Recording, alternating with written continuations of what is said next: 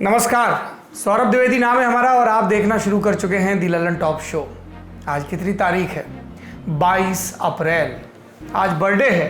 किसका बर्थडे है? धरती का बर्थडे है। धरती का बर्थडे हम इंसानों की नज़र में। दरअसल ये एक दिन है कृतज्ञता जताने का, अपने होने का और धरती के साथ अपने रागात्मक संबंध का। और इसीलिए हजारों बरस पहले हमारे पुरखे यजुर्वेद में लिख गए हैं, माता भूमि पुत्रो अहम पृथिव्या। माता हमारी भूमि है, भूमि हमारी माता।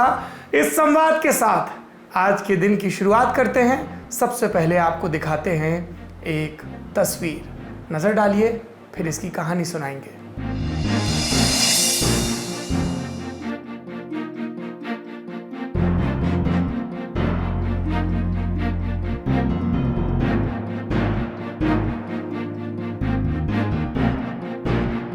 तस्वीर में आपको एक चिता जलती नजर आ रही है। भोपाल में एक शख्स की कोरोना संक्रमण से मौत हो गई। मध्य प्रदेश के सुजालपुर में रहने वाले एक व्यक्ति को लकवे के चलते एक निजी अस्पताल में भर्ती कराया गया। 14 अप्रैल को वो कोरोना पॉजिटिव पाए गए। इसके बाद उन्हें भोपाल के कोविड-19 हॉस्पिटल में शिफ्ट किया गया। 20 अप्रैल को इस मरीज की मौत हो गई। ये खबर परिवार को दी गई। पत्नी, बेटा, पत्नी के भाई भोपाल पहुंचे। अस्पताल और जिला प्रशासन ने उन्हें बताया कि कोरोना प्रोटोकॉल के चलते वो शव को शुजालपुर नहीं ले जा सकते, अंतिम संस्कार भोपाल में ही करना होगा। और इस पर परिवार ने शव लेने से मना कर दिया। भोपाल जिला प्रशासन का कहना है कि परिवार को पीपीई किट, सैनिटाइजर और ग्लव्स दिए गए, लेकिन मृतक के बेटे ने मुखाग्नि देने से मना कर दिया। उन्होंने प्रशासन से ही अंतिम संस्कार के लिए कह दिया और तब तहसीलदार गुलाब सिंह बघेल आगे आए। उन्होंने मुखाग्नि दी। बघेल का मृतक से कोई संबंध नहीं था। उनके जैसे अधिकारी ही हैं कि हमारा भरोसा शासन व्यवस्था में बना हुआ है। इस घटना के कई पाठ हो सकते हैं। मोह से मुक्ति का पाठ हो सकता है या परिवार वालों की समझदारी का पाठ हो सकता है। जो जैसा कोना पकड़ ले वैसा पाठ। लेकिन याद रखिए कि सारी मोह माया ममता के परे हम एक इंसान हैं और इस धरती पर जब आँख मूंदते हैं तो उससे पहले अच्छा बुरा सब गुजरता है। मन में तो गुजरता ही होगा। गंभीर बात हो गई, चलिए तनाव थोड़ा कम करते हैं, ये वीडियो देखते हैं।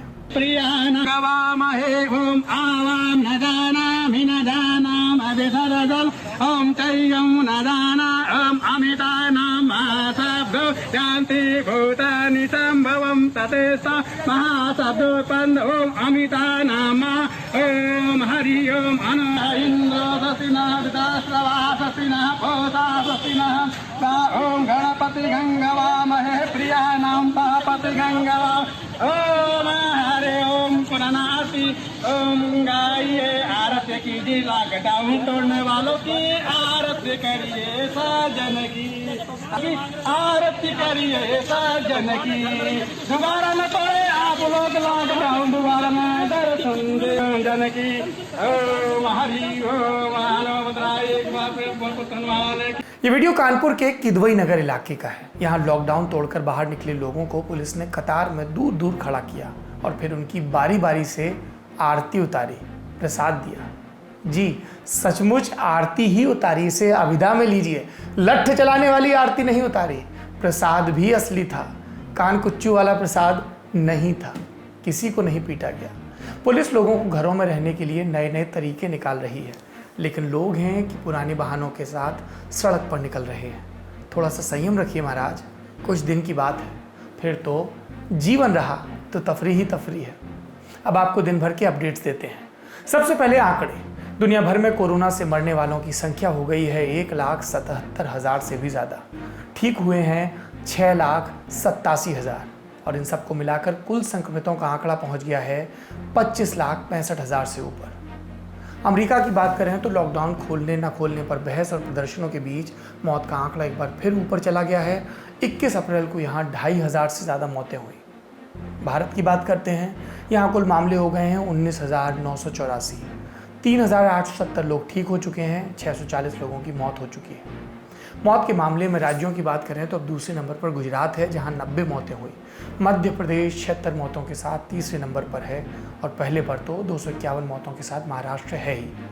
पिछले 24 घंटे के आंकड़े हम आपको नहीं बता पा रहे हैं क्योंकि इन्हें जारी करने वाली केंद्र सरकार की प्रेस कॉन्फ्रेंस आज रद्द कर दी गई। लॉकडाउन से जुड़ा एक और अपडेट है, पुलिस पर हमले की घटनाएं नहीं रुक रही।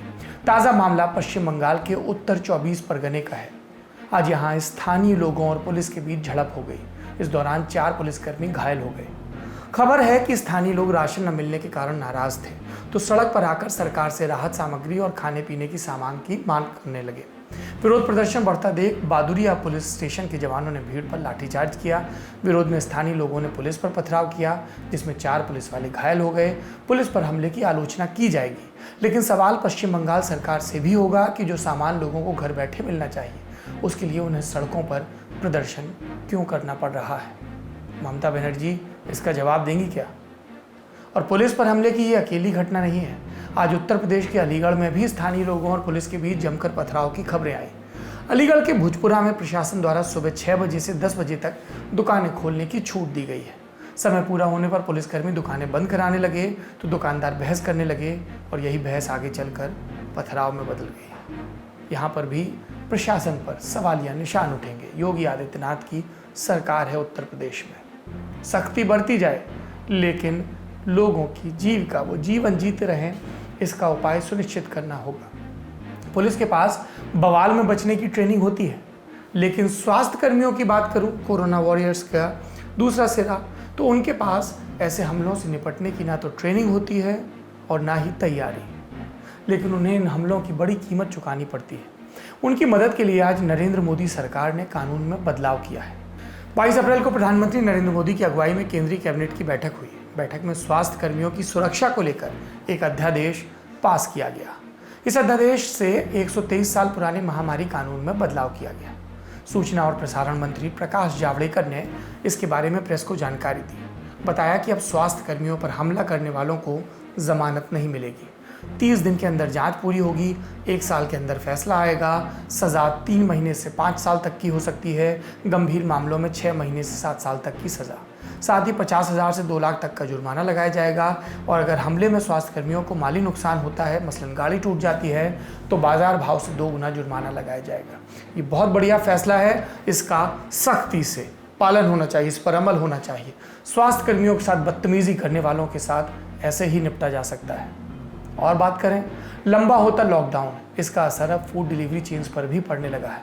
इकोनॉमिक टाइम्स अखबार ने खबर दी है कि फूड डिलीवरी कंपनी स्विगी कर्मचारियों की छटनी करने वाली है। अखबार का दावा है कि स्विगी ने खबर की पुष्टि की है, लेकिन संख्या का खुलासा नहीं किया।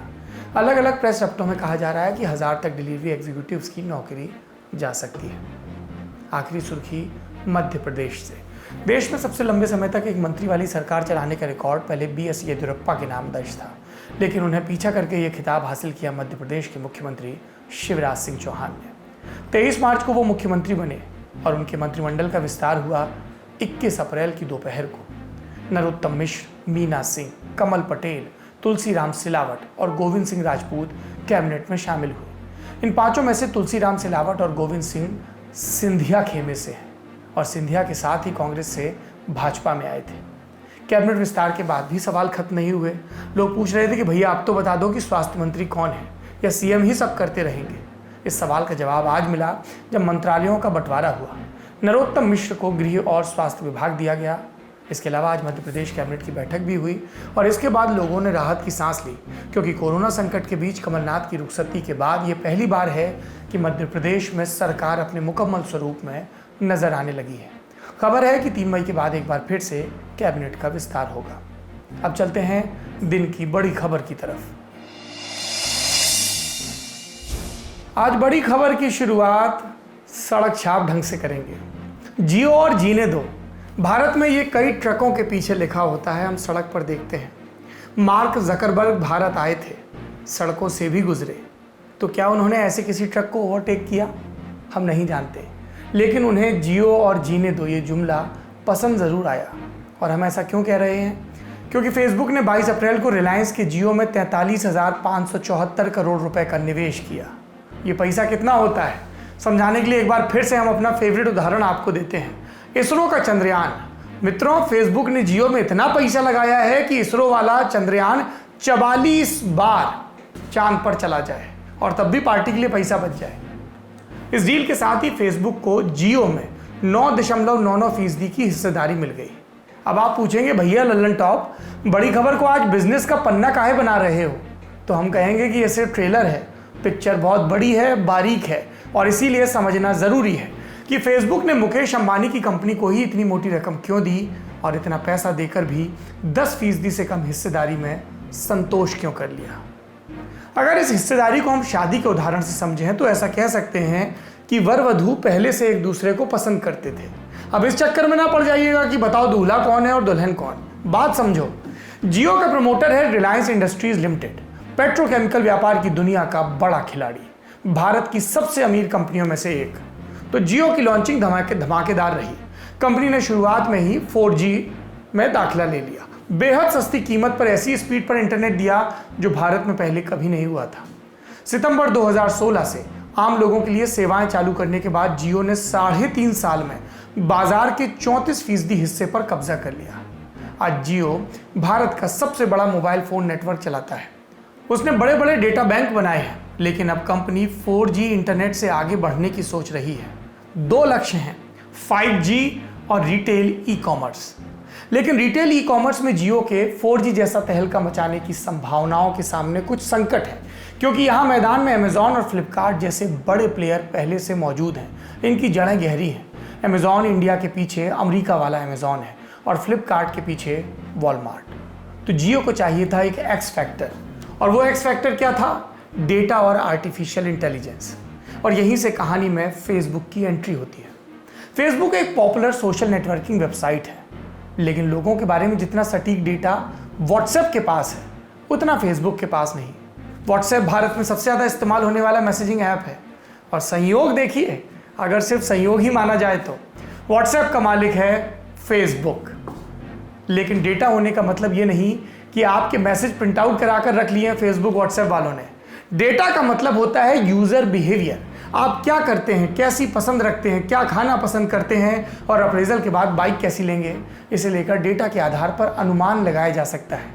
और यही अनुमान लगाने में महारत हासिल है फेसबुक इंक को। फेसबुक आर्टिफिशियल इंटेलिजेंस की दुनिया में बड़ा नाम है।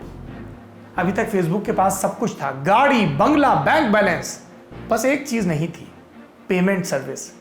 व्हाट्सएप में पेमेंट सर्विस शुरू करने की कोशिश की गई है। National payments corporation of India से अनुमति भी मिल गई है, लेकिन ये काम चरणों में होना है, क्योंकि आरबीआई और दूसरी संस्थाएं व्हाट्सएप में जाने वाले भारतीयों के वित्तीय डेटा की सुरक्षा को लेकर चिंतित हैं।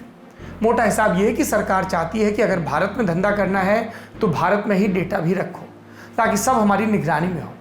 व्हाट्सएप इस सब में वक्त लगा रहा है और इसीलिए फेसबुक अपने अकूत डेटा भंडार का इस्तेमाल अच्छे से नहीं कर पा रहा। कैसा इस्तेमाल? मान लीजिए कि एआई आर्टिफिशियल इंटेलिजेंस सॉफ्टवेयर कहता है कि आज सौरभ द्विवेदी का बर्थडे है, तो सौरभ के दोस्तों को केक का इश्तेहार नजर आएगा। और ऐसा नहीं कि ये काम अभी नहीं होता, लेकिन फेसबुक चाहता है कि ये सब काम व्हाट्सएप के जरिए होने लगे, क्योंकि एक बार व्हाट्सएप पर ई कॉमर्स और पेमेंट्स का रास्ता खुलेगा तो पेमेंट्स के दूसरे गेटवे मुसीबत में पड़ जाएंगे। जाहिर सी बात है कि आप अपने पसंदीदा मैसेजिंग ऐप पर रहकर ही सब कुछ करना चाहेंगे, जो कि भारत में ज़्यादातर लोगों के लिए व्हाट्सएप है। तो आखिरी में कौन बचेगा? सिर्फ त्रिवेदी बचेगा, और उसका फर्स्ट नेम क्या होगा? व्हाट्सएप। और इसीलिए फेसबुक ने जियो से हाथ मिलाया है। सौदे में व्हाट्सएप भी शामिल है। हो सकता है कि आपको ये कोई बड़ी कंस्पिरेसी थ्योरी लगे, लेकिन ये सारी बातें हमने इस खेल को समझने वाले एक्सपर्ट से बातचीत के आधार पर मालूम की हैं। और ऐसा नहीं है कि ऐसा उदाहरण पहले से मौजूद नहीं है दुनिया में। चीन में सबसे मशहूर मैसेजिंग ऐप है वीचैट। वीचैट मैसेजिंग के साथ साथ दूसरे ऐप्स के लिए गेटवे की तरह भी काम करता है। आप केक मंगा सकते हैं, जूते खरीद सकते हैं, चाहे तो पैसे भी ट्रांसफ़र कर सकते हैं। फेसबुक, व्हाट्सएप और जियो साथ मिलकर उसी दिशा में आगे बढ़ सकते हैं। और क्या होगा? इससे फेसबुक को भारत में डेटा रखने की जगह मिल जाएगी, साथ में रिलायंस इंडस्ट्रीज़ के लंबे चौड़े नेटवर्क का ऑन ग्राउंड बेनिफिट भी। जियो को रिटेल के लिए डेटा और आर्टिफिशियल इंटेलिजेंस मिल जाएगा। जियो को एक फ़ायदा और है, वो पहले ही टावर बिजनेस में हिस्सेदारी बेच चुका है। अभी उसने कुछ पैसे फेसबुक से जुटा लिए। इसके अलावा रिलायंस इंडस्ट्रीज रिफाइनरी बिजनेस में 20% हिस्सेदारी सऊदी की अरामको को बेचने का मन बना रहा है। ऐसा हो गया तो अगले 2 बरस में रिलायंस पर बिल्कुल भी कर्ज नहीं होगा। जियो में लगाया पैसा चुक जाएगा और तब रिलायंस 5G के खेल में उतर सकता है। संभवतः यही वजह है कि फेसबुक ने महज 9.99% के लिए इतनी बड़ी रकम लगा दी। तो गुरु, खेल बड़ा है। अब बात करेंगे कोरोना वायरस से जुड़ी अफवाहों की। राजस्थान के सीकर जिले से हमें दर्शकों ने बताया कि कुछ गांव में लोग रात भर जागकर पानी की टंकियों की पहरेदारी कर रहे हैं। गांव में अमूमन पानी की टंकियां घरों से बाहर होती हैं और ऐसी ही टंकियों की इन दिनों रात भर निगरानी होती है। बाकायदा चौकीदारी की शिफ्ट चलती है। क्यों कर रहे हैं ऐसा? क्योंकि वहां किसी ने खबर फैला दी कि रात में मुस्लिम लोग आकर पानी की टंकी में कोरोना डाल जाते हैं। सीकर के थोई गांव में पानी में कोरोना डालते हुए रंगे हाथों पकड़े जाने की अफवाह भी चल रही है। इस तरह के दावों में कितनी सच्चाई है, ये जानने के लिए हमने सीकर जिले के एसपी गगनदीप सिंगला से बात की। उन्होंने बताया कि पानी में कोरोना मिलाने की बातें सरासर अफवाह हैं, झूठी हैं। पूरे ज़िले में ऐसा कोई भी मामला सामने नहीं आया। इस तरह की अफवाह फैलाते पकड़े जाने पर पुलिस उनके साथ क्या करेगी, ये भी सुन लीजिए। हाँ बिल्कुल, हम डायरेक्शन भी जारी कर रहे हैं और कोई ऐसे रूमर्स फैला रहे हैं उसके खिलाफ कार्रवाई भी कर रहे हैं। We are registering cases against them अगर कोई ऐसा कर रहा है तो। पानी में कोरोना मिलाने जैसी किसी अफवाह पर भरोसा कर टंकी की पहरेदारी करने से पहले थोड़ा कॉमन सेंस भी लगाएं, अपने दिमाग की पहरेदारी करें। कोरोना वायरस कोई जहर की शीशी नहीं है जिसको चुपके से कोई पानी में घोल कर चला जाएगा। ये थूक के छींटों से फैलता है, संक्रमित व्यक्ति से ही बाकी में फैलता है। इसलिए एक संप्रदाय विशेष के फलों में या पानी में कोरोना मिलाने की खबरों पर अपनी बुद्धि लगाएं। ये संप्रदाय विशेष भी आपकी तरह होमोसेपियंस हैं और ये संप्रदाय विशेष के लोग भी आपकी तरह हिंदुस्तानी हैं। रही बात कट्टरपंथियों की, तो वो सब धर्मों में मौजूद हैं और सब अपने अपने हिसाब से मूर्खताएं कर रहे हैं। इसलिए इस तरह की इस्लामोफोबिया से ग्रसित मत रहिए। और यही बात दूसरे लोगों से भी कही जाएगी कि वो कुछ कट्टरपंथियों के आधार पर हिंदू फोबिया से ग्रसित ना हो। ये कुछ लोग हैं जिनकी दुकानें चलती हैं आपको दूसरे धर्म का डर दिखाकर। इनकी दुकानों को बंद कर दीजिए, दिमाग की खिड़कियां खुली रखिए। हम आपको लगातार बता रहे हैं, इन झूठी खबरों से हमारा आपका नुकसान हो रहा है। कोरोना ऐसे नहीं फैलता, नफरत ऐसे ज़रूर फैलती है और इसका शिकार कभी कोई निर्दोष साधु होता है, कभी अपने घर में सो रहा कोई निर्दोष नागरिक। कोरोना से जुड़ी अफवाहें आपने सुन ली। अब बारी कोरोना वायरस के सच की। एक यक्ष प्रश्न आजकल हर कोई पूछ रहा है, इस वायरस से आखिर हम इंसानों को निजात कब मिलेगी? इस सवाल का जवाब इस बात पर निर्भर करता है कि हम कौन से हथियारों से लड़ रहे हैं। वायरस को मिटाने के दो तरीके हैं, फिजिकल डिस्टेंसिंग और वैक्सीन। अभी फिजिकल डिस्टेंसिंग वाले हथियार से ही लड़ रहे हैं क्योंकि वैक्सीन हमारे पास नहीं है, लेकिन ये तरीका फौरी राहत देने वाला ही है। वायरस से इंसानों को बचाने का फुल प्रूफ तरीका ये नहीं है। लॉकडाउन में ज़्यादा दिन हम रह नहीं सकते, आखिरकार फिजिकल डिस्टेंसिंग तोड़नी ही पड़ेगी और इसके बाद अगर एक भी कोरोना वायरस मरीज रह गया तो दोबारा फैलने का पूरा खतरा है। तो फिर इस मुसीबत का मुकम्मल तोड़ क्या है? जोर से कहिए, वैक्सीन माने टीका। दुनिया भर में करीब 80 संस्थान कोरोना वायरस की वैक्सीन बनाने में लगे हैं और इस मोर्चे पर एक अच्छी खबर ब्रिटेन से आई है। ब्रिटेन की प्रतिष्ठित ऑक्सफोर्ड यूनिवर्सिटी के वैज्ञानिकों ने कोरोना वायरस की वैक्सीन बना ली है। ब्रिटेन के स्वास्थ्य मंत्री मैट हैनकॉक ने बताया कि वैज्ञानिक गुरुवार से इसका ह्यूमन ट्रायल शुरू कर देंगे। ह्यूमन ट्रायल क्या होता है? इसमें इंसानों पर वैक्सीन का असर देखा जाता है। इसके लिए ब्रिटेन के अलग अलग इलाकों से 18 से 55 साल तक के 510 सेहतमंद वॉलंटियर्स को भर्ती किया गया है। इन वॉलंटियर्स के शरीर में वैक्सीन इंजेक्ट करके ये देखा जाएगा कि एंटीबॉडीज़ बनती हैं या नहीं। अब वैक्सीन और एंटीबॉडीज़ बायोलॉजी के दो टर्म आ गए, समझ लीजिए क्या है।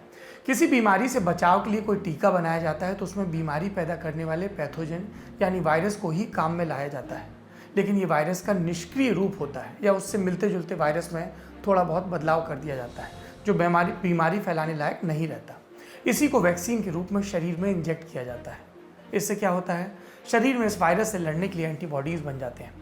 एंटीबॉडीज़ हमारे शरीर में वायरस और बैक्टीरिया जैसे बाहरी दुश्मनों से लड़ने वाली एक सेना है। तो कोरोना वैक्सीन के बाद इस वायरस से लड़ने वाली सेना को शरीर में पहले से जगह मिल जाएगी और वायरस को घुसते ही ये मार देंगे। यानी वैक्सीन लगने के बाद स्वस्थ व्यक्ति में कोरोना संक्रमण का खतरा नहीं रहेगा। लेकिन वैक्सीन के कामयाब होने से अभी हम दूर हैं। जैसा मैंने बताया, ह्यूमन ट्रायल।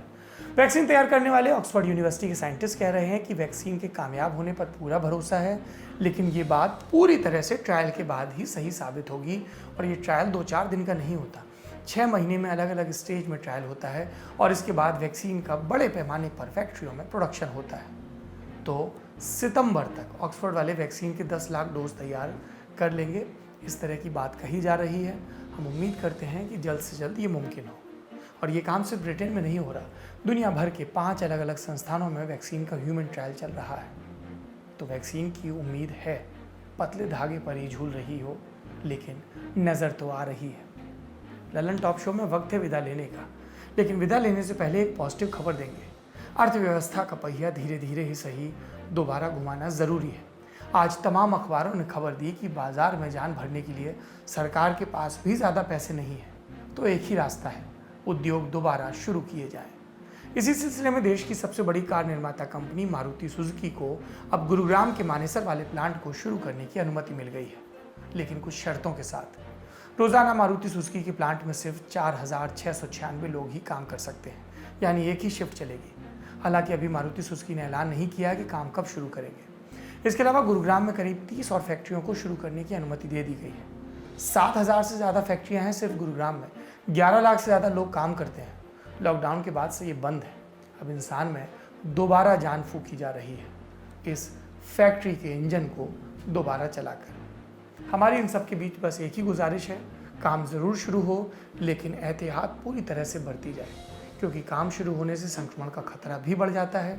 इसलिए सावधानी बहुत ज़रूरी है। आज के लिए इतना ही। अपना और अपनों का भरपूर ख्याल रखिए। शुभ रात्रि।